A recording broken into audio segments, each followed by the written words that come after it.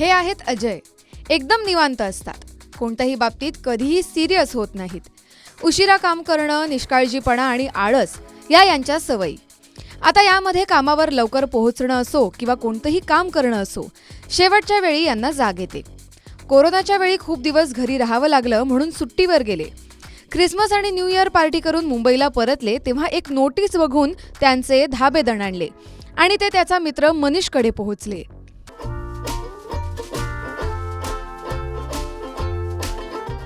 अरे मनीष, मला income tax विभागाने नोटीस पाठवली आहे. तुला कसली नोटीस?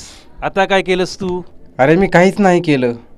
तूच बघ हे काय आहे. बघू काय आहे ते. मला काहीच समजत नाहीये. अरे ही नोटीस तर आयकर विभागाने कलम 142 अंतर्गत पाठवली आहे. तू इन्कम टॅक्स रिटर्न भरला नाहीस का? अरे विसरून गेलो. असा मूर्खपणा का केलास? इतका निष्काळजी कसा असू शकतोस रे तू? याची आता तुला मोठी किंमत चुकवावी लागेल. अजयच्या निष्काळजीपणामुळे तो संकटात सापडला आहे. आर्थिक वर्ष 2021-22 म्हणजेच असेसमेंट इयर 2022-23 साठी 31 जुलै 2022 ही अंतिम तारीख होती. जर करदाता कोणत्याही कारणाने 31 जुलैपर्यंत ITR भरू शकला नाही तर आयकर विभागाकडून त्याला अजून एक संधी दिली जाते. यावेळी करदाता 5,000 रुपये दंड भरून 31 डिसेंबर 2022 पर्यंत बिलेटेड ITR भरू शकतो. आर्थिक वर्षात एकूण उत्पन्न 5 लाख रुपयांपेक्षा जास्त नसल्यास 1,000 रुपये दंड म्हणून आकारले जातात. परंतु अजयने 31 जुलै आणि 31 डिसेंबर या दोन्ही अंतिम तारखा मिस केल्या आहेत. आता अजय सारख्या लोकांकडे ITR भरण्यासाठी कोणता पर्याय बाकी आहे का? चला तर जाणून घेऊया. फायनान्स ॲक्ट 2022 मध्ये नवीन ITR फाईल करण्याची अपडेटेड रिटर्न ही नवीन सुविधा दिली आहे. यामध्ये आयकर कलम 139 मध्ये सब सेक्शन 8A जोडला आहे. जर तुमच्या जुन्या ITR मध्ये कोणती चूक असेल किंवा एखादं उत्पन्न लिहिणं विसरलं असाल किंवा ITR भरला नसेल तर अपडेटेड रिटर्नचा उपयोग करू शकता. संबंधित असेसमेंट इयरच्या अखेरच्या 2 वर्षांपर्यंत अपडेटेड रिटर्न भरता येतो.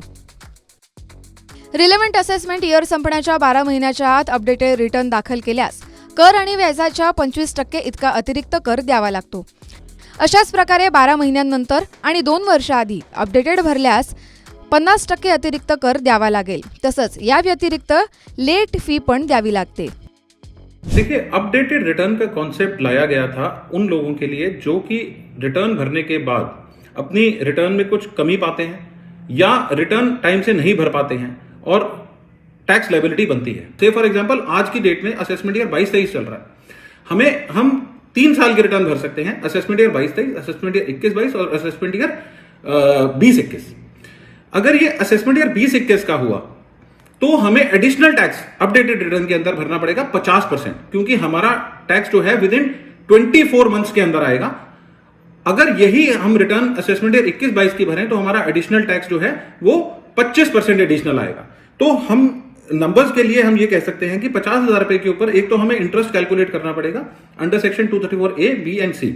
उसके बाद जो लायबिलिटी आएगी उसके बाद हमें 12,500 रुपए जो 25% 50,000 रुपए के ऊपर बनता है वो एडिशनल लायबिलिटी देनी पड़ेगी फॉर असेसमेंट ईयर 21-22 एंड 22-23 और 25,000 रुपए एडिशनल टैक्स आएगा अगर वो असेसमेंट ईयर 20-21 होता है तो. आता जाणून घेऊया करदाता अपडेटेड रिटर्न कधी भरू शकणार नाही ते. करदात्याने ओरिजिनल, रिवाइजेस किंवा बिलेटेड रिटर्नच्या आधारे कर सवलत मिळवण्यासाठी प्रयत्न करत असेल तर अपडेट रिटर्न फाईल करता येत नाही.